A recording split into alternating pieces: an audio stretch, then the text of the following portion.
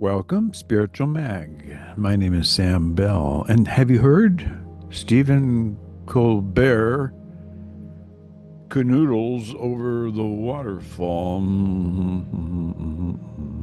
Colbert canoodles over the waterfall.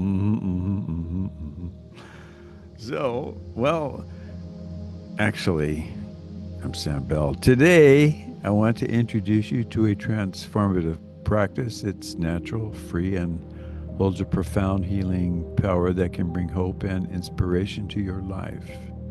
This practice has the potential to change your perspective and lead you on a journey of self discovery and spiritual growth. Take a moment. Inhale visualized white light slowly through your nose and then gently exhale visualized anxiety, fear, anger as so much dark smoke and black ash out through your mouth. Let go of all tension. Repeat in and out. Let go of rushing. Let your beautiful inner imagination come alive. Now picture this. Imagine a soul, vibrant, purposeful, a soul full of life, suddenly halting on its journey, just stopping, not to rest, not to reflect, but to fixate on some kind of brain stiffy on a flickering screen. Oh, what the hell? Hours slip away, the soul scrolls, the soul taps, the soul clicks repeatedly. Why in the hell would a soul do that? Why would someone born into a human body, a spirit wearing a suit of flesh, here specifically to learn sacred lessons? Lessons not even taught in heaven. Why would they? Why would they hand over their precious attention to beings and systems solely designed to hook your brain? It wouldn't. I would not park my butt, stare at the box, and watch flickering images designed to manage my brain 24/7. As long as I live, I mean, come on. The soul would not. At least not until that flickering box offers something so tempting, like laughter.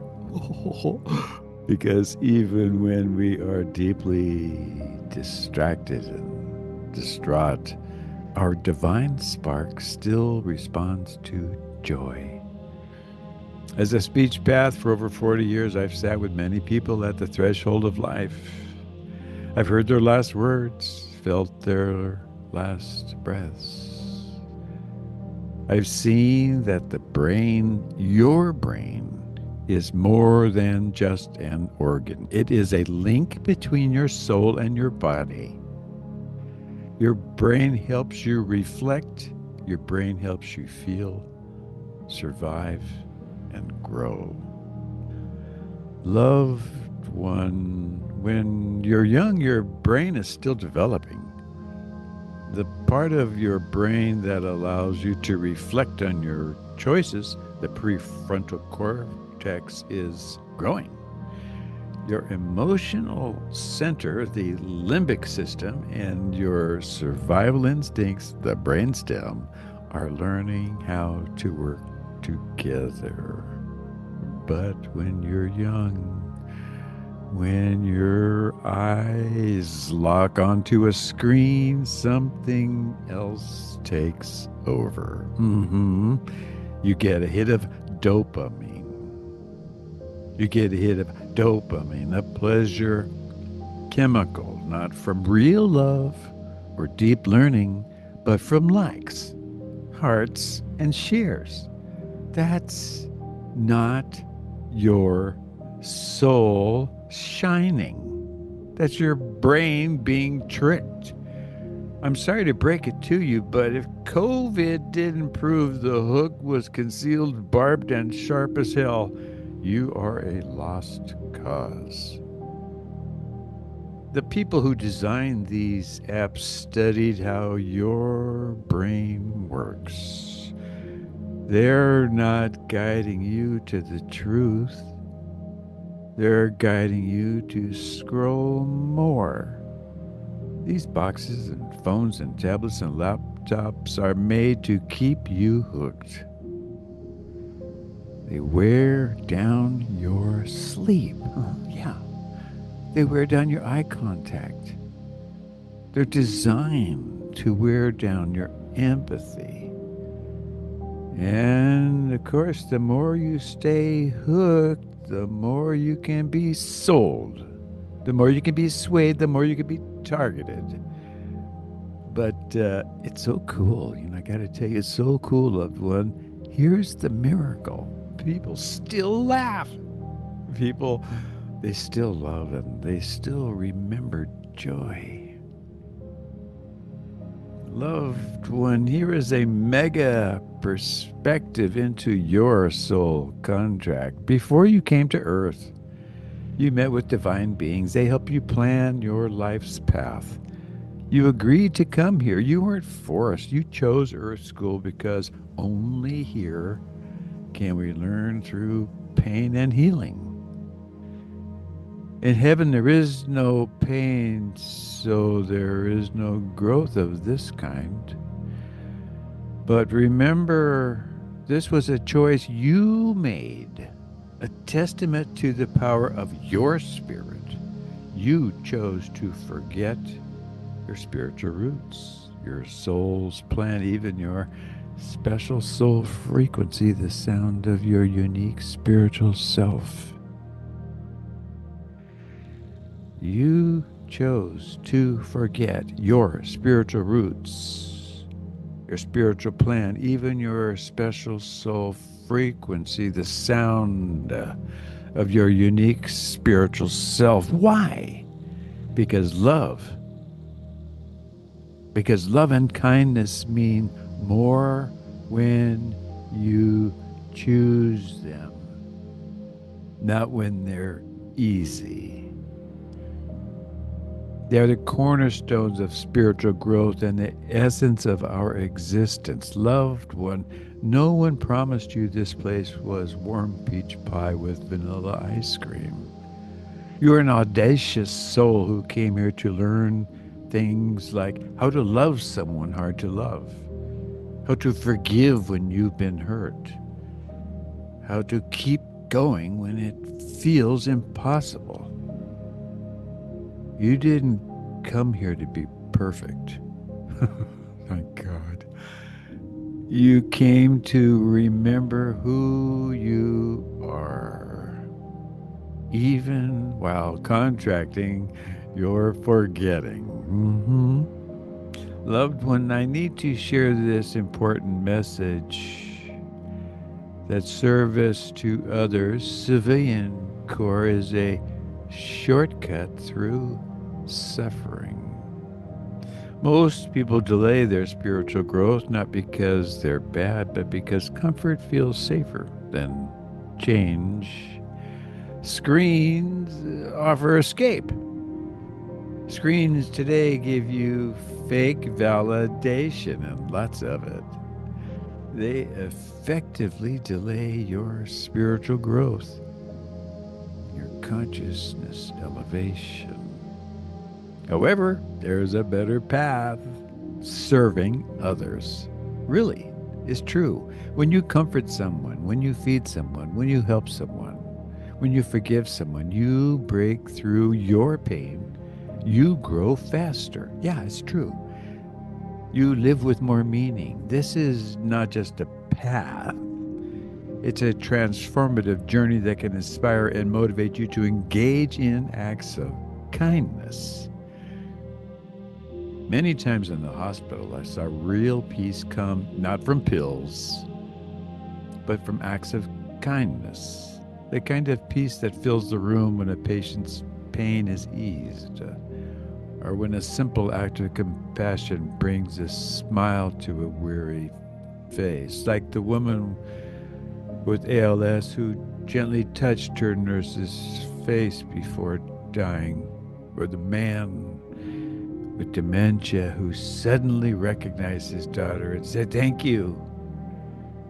These moments weren't accidents, they were grace. When you serve, you light up the divine in you. You heal while helping others heal. Today's screens aren't just for watching, they're also for interacting. They're delivery systems for products and ideas. They show you what to fear, what to want, and what to feel. They adjust to your brain's cravings. They keep you scrolling, but never satisfied. It's not just advertising, it's science. It's science used to control attention. You are no longer just a user. Loved one, you are not a product of the digital world. Come on.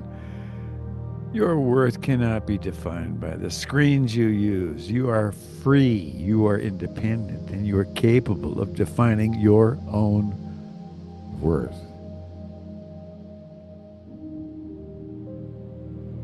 It is the part of you that cries at kindness.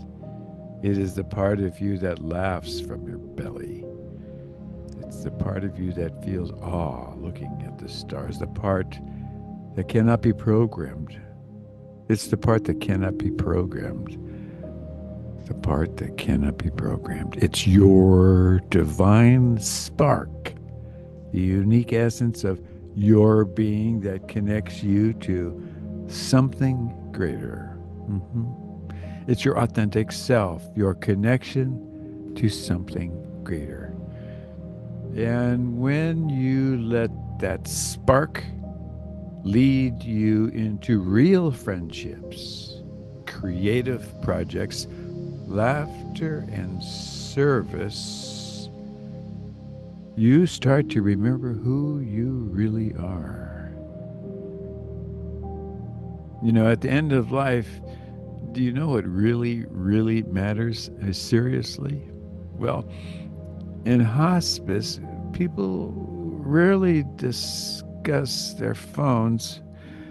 They don't talk about their likes or their followers. They do talk about, did I love well? Will my children be okay? Did I forgive? Did I make a difference? Ultimately, what matters is love. You knew that. Love was always the answer. Not flashy love, but quiet, steady, selfless love. Like the love of a mother has for her newborn son, or the love a daughter has for her daddy. When you return to the spirit world, call it heaven, the light realm, or home, you won't be asked how many followers you had. You will be asked, who did you love? How did you love them? And the love that counts most is the love you give without expecting anything in return. So, what can you do right now? Well, if you're reading this, I'm sure you're well already along the path to awakening. You're asking questions most frightened earth pilgrims avoid. Help! So you start here. Turn off your screen for 1 hour a day. Yeah, just turn it off, I know. Use that time to walk. Do a walking meditation. Draw or write or talk to someone who feels unseen. Or you can start with writing down your dreams and feelings. These are messages from your soul. A journal. Or you can start with laugh every day. Joy is your angel's language. Ask yourself, whose voice is in my head?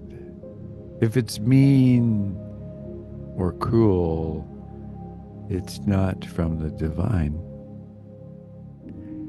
Or you can start by helping someone. It's that simple. Simple act of helping someone. Tutor. Listen, really listen, support.